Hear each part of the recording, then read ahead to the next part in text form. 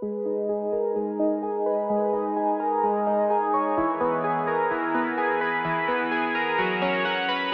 today we're going to sit down and talk about graphic novels and why they are actually books, because a lot of people seem to think that they aren't. Hi, hello, welcome to Pages in the Stars. My name is Ash. If you're new here, hello. If you're returning, welcome back. And if you haven't already subscribed, go ahead and hit that subscribe button down below so you can be alerted to all my bookish, not bookish, and sometimes ranty content. So here's the thing. A few months ago, the author of The Outsiders, S.E. Hinton, responded to a tweet asking if they would allow the book The Outsiders to be adapted into a graphic novel, and this was the response. And the thing is, that seems to be the thought of a lot of people, that graphic novels take less work to read, that they require less skill.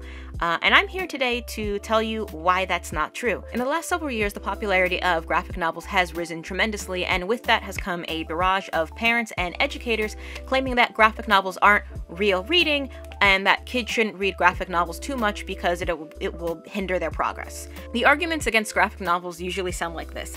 There's too many pictures, there aren't enough words, and these stories aren't complex enough. Every one of those things is wrong. To start off with that first point, graphic novels have too many pictures. Do you know what else had pictures? All of my college textbooks. Do you know why my college textbooks have pictures? Because pictures aid in comprehension. That is when I chose to buy my college textbooks. But here's the thing. Pictures allow people to visualize what the author is talking about. That visualization can help with comprehension. In fact, the images in graphic novels can help with a lot of the literary skills that are pushed and taught in classrooms today, such as inferencing and synthesizing. Graphic novels can also introduce students to new literary concepts and terms such as onomatopoeia. You know the thing in books or in graphic novels and comics where you'll see zap or boom or clap or a word written out that is actually a sound that you're hearing? That's onomatopoeia. So these are things that students can be introduced to. They may not know it's onomatopoeia, but the idea is still there. When they do hear the explanation of onomatopoeia, whether it's in their classroom or in another book, they'll be able to understand, oh, well, I know what onomatopoeia is because I've seen it in literally every graphic novel or comic book I have read ever. So yeah, don't knock graphic novels because they have pictures. They're also capable of introducing students to new literary skills, literary terms, concepts, and again, they help with comprehension. So the pictures in graphic novels are not necessarily a bad thing. The second argument is often that graphic novels do not have enough words. What is enough words? What is the measurement of enough words for a book? And why does it matter if someone reads more words? Just because someone reads more words doesn't mean they're comprehending more words. So again, that argument kind of falls apart. But here's the thing, again, the words in graphic novels work together with the pictures. You can't have one without the other. They need to work together in order for the student to get the full experience of what the author and the illustrator are trying to convey. Those words that are in the graphic novels, they still have to decode them. They still have to read them. They still have to comprehend what the words are saying. The pictures just help with that. The illustrations in graphic novels can often help readers visualize and connect with the text that is in the story better, which helps them get deeper meaning from the text and, again, comprehend better. When you can connect with the text more, it often creates deeper meaning. Graphic novels also help build the skill of connecting the text that you are reading to the pictures that you are seeing.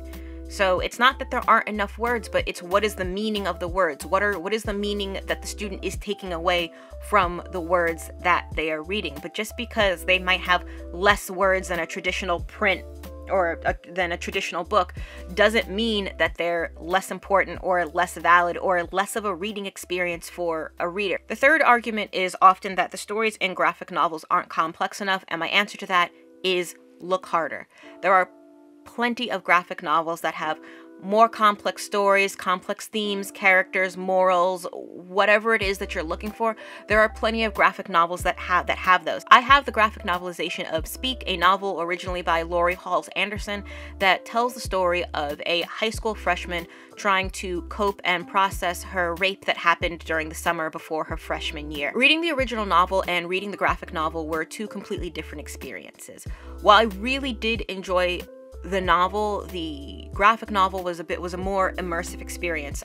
For me, it felt like I was getting more inside the main character's head and getting a deeper understanding of what she was experiencing. And it was also a bit more of a haunting story because of how the illustrator chose to illustrate what was being told by our main character. This is the graphic novelization of Speak. And I absolutely love it. It actually took me longer to read the graphic novel than it did the original novel because, again, the graphic novelization was just more haunting and honestly a little bit harder for me to read than the original novel. And again, it's because of the story the illustrations helped tell. It's not that graphic novels don't have complex plots or morals or themes to understand. You just have to look for them. And as much as I love reading graphic novels that have those complex themes running through them, I also love this. This is Zatch Bell. It is by far my favorite manga and my favorite anime. This has been my favorite series since I was probably about 12 years old. It follows a boy, Zatch, who is a Momoto or a demon child, and every 1,000 years, 100 Momoto demon children come to Earth to battle it out to find out who is going to be the king of their next world. Does that sound a little ridiculous? Yeah, but it's also something I love, and as a full-fledged adult, it still brings me a lot of joy. And here's the thing, as ridiculous as it sounds, there's still really complex, intricate plots woven into this. There's still character development, there's still morals, there's still lessons like the power of friendship and learning to find the strength inside yourself, even when you're at your darkest, your weakest moment.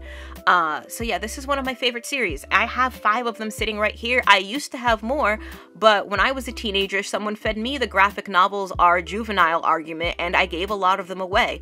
So now as an adult, I'm on the hunt to try and find the rest of the series because it's not in print anymore. So yay for used bookstores. Yes, well, here's the thing. Even if the graphic novels your students, your children, your nieces, your nephews, your young cousins read don't have these deep, sweeping morals or these complex plots and themes, that's okay. It really is.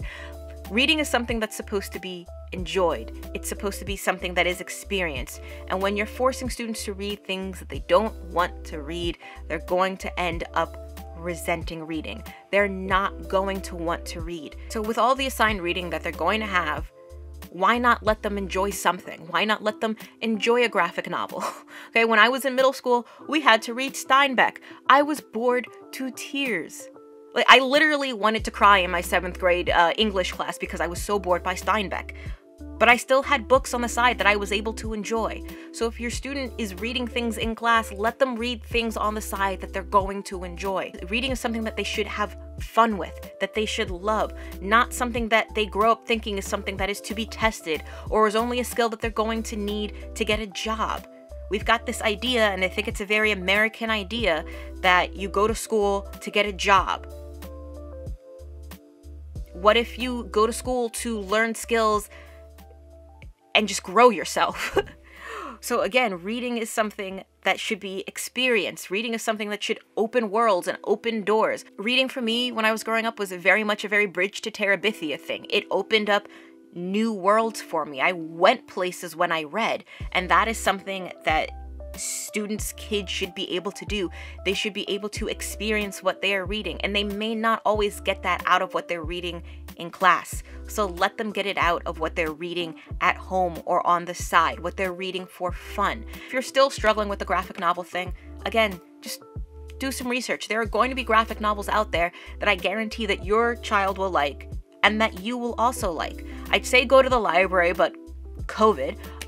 So do some research online. There are some really great resources that you can use to find some amazing graphic novels. Put some links in the description box down below that you can use to find graphic novels that maybe you can sit down and talk with your child about. Hey, do you think you would like this graphic novel? And again, make it an experience, but don't shut the graphic novel door in your child's face because it's going to lead to them resenting reading.